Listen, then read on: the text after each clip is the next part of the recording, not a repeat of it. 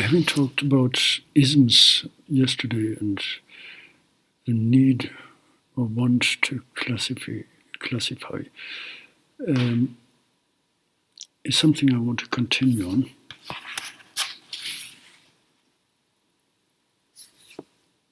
What it actually means is that it gives us a framework for immediate understanding, where we have reference points, where we have a kind of given truth, and where we do not have to continue permanently to think about fundamental questions. We take them for granted, and it is something that we need for orientation, personally, in society, and where we basically cannot live without something like this. It's the knowledge we already have. It is building on this knowledge, and it is a continuation from there. So basically, we do not have to invent the wheel every time again and again. It is something that is as well institutionalized in terms of rankings, in terms of means that permanently re-establish this knowledge. For instance, academic networks, or as well non-academic networks as Facebook or something like this, social networks, constituting the social as a reification, at least for some time, temporarily valid. Now, as I said, it is needed, and it is reified in different ways. We have these networks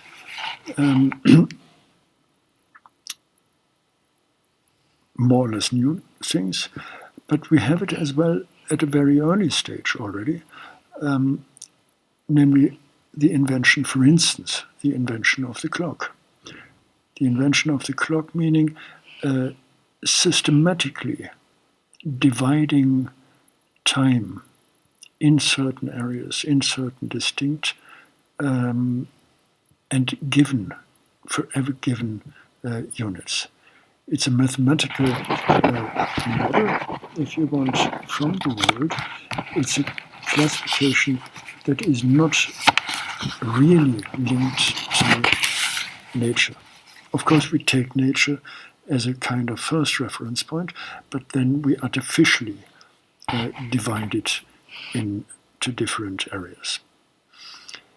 Now, there had been another phase or aggregation of inventions, if you want, that did this, that allowed this a new way of permanently thinking about reality and making pictures of this reality, not taking it as such in the immediate contest and in the immediate appropriation, but reifying it, having a picture of something that is there for some time.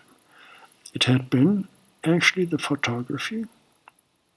It had been as well the telegraph that allows us to capture something within a given time and to communicate it. And it had been, funnily enough, the crossword puzzler. Postman, in his book on amusing ourselves to death, engaged in this. All these inventions are getting popular at the same time and allowing us this image of reality to capture it. Even if we did not use this term then, it was a kind of establishing an ism. And establishing an ism is something that is, of course, happening with reality, in this confrontation with the reality, but it has as well its own dynamic. The own dynamic from a technical point of view, from doing something that is simply possible. that actually emerges from the metaphor itself and not from the reality, from real needs. Just another thing actually from Postman, a quote talking about the Morse, the alphabet. It had been about messages as a disturbing answer, a neighborhood of strangers in pointless quantity, a world of fragmented and fragments and discontinuous. So it is something, putting something into a channel of communication, communicating something without actually any point in communicating it. The first messages really had been, and Postman points out, they had been pointless. It was not any substance that needed or needed to be communicated, or that people wanted to communicate about. It was just, now we can do it, and then we have to use it. So it was something established in technical terms that did have an exchange value in some way, but the first point was, okay, if it's there, we make use out of it. So we have this dialectical relationship where things. And earlier today I talked to, well, I didn't talk actually, I chatted to a friend, and he referred to a headline he read in the paper, which had been about the outrage capitalism is confronted with today. So we have a change there, and he said, actually, the world isn't so bad at all. Well, of course, it is not so bad at all, but what he meant is, of course, in political terms, it's not all hopeless, it's not all simply accepted by people without reflection. There is reflection. And then, actually, when he communicated this to me, I was sitting there with a group of youngsters. It was about 2 o'clock or something like this at night. They had been preparing for going to the disco, where they probably are now. Well, the world isn't too bad, and working in this area of teaching and being together, being confronted, working together with young people, it is this area where we frequently think, oh good God, is this this real? Can we understand it? Are they interested? Is there any interest? What are they doing? What is actually their interest? And of course there are problems. There are problems with communication, not least due to the modern, if you want, means of communication. Technology takes over. It is the same with Morse. Today we have it. It is possible, why not do it? It is possible to send photos. It is possible to do this and that. It is possible to have these social networks. Why not do it without substance? In many cases without substance, of course. And of course, lecturing means we think our own substance, what we are lecturing, what we are talking about, what we are researching, is the most important. Is it so? I'm wondering, isn't it that we took utopia from young people, that we didn't allow, or that we do not allow anymore having and developing utopias? It all has, and there is this connection, and there is this paradox. We need these isms, we need this knowledge to build upon.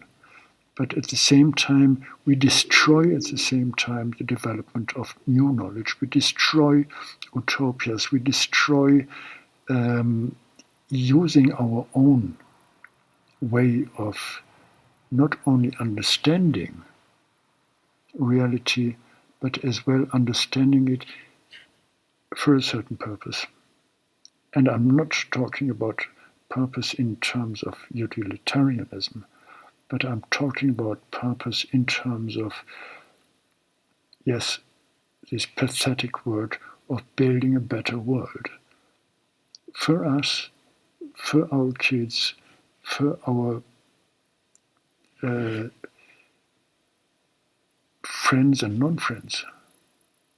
Even if we are talking about these conflicts, there is this need of coming together and not simply act according to the given knowledge, not making as an ism around it, but to constructively work on it. Being now here in Europe, being now here in Poland, it is about nationalism here, of course. The danger that is in it in terms of building frontiers in a wrong way.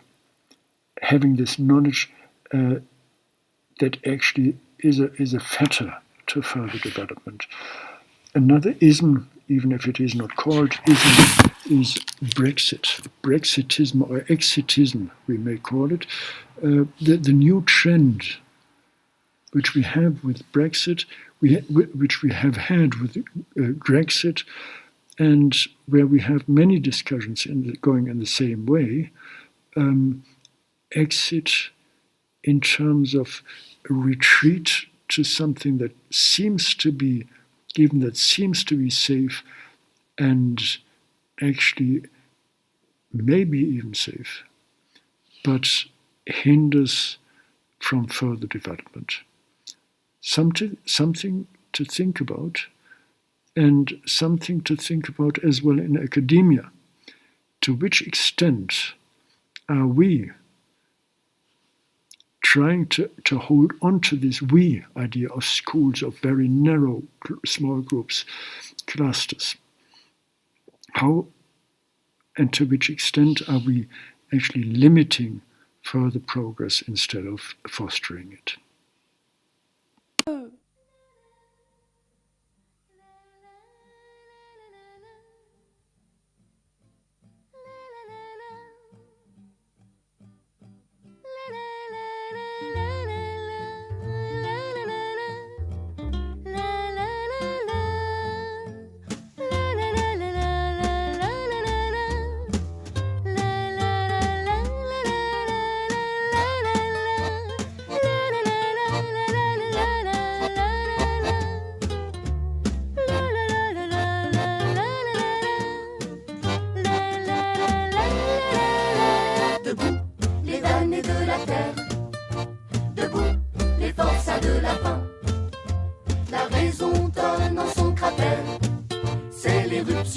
De la fin du passé, faisons table rase, foule esclave, debout, debout. Le monde va changer de base, nous ne sommes rien, soyons tous. C'est la lutte finale, groupons-nous, et demain, l'international sera le genre humain. Il n'est pas de sauveur suprême, ni Dieu, ni César, ni tribun. Travailleurs, sauvons-nous nous-mêmes, décrétons le salut commun. Pour que le voleur rende gorge, pour tirer l'esprit du cachot. Soufflons nous-mêmes notre forge, battons le fer quand il est chaud. C'est la lutte finale. Groupons-nous, et demain, l'international sera le genre humain.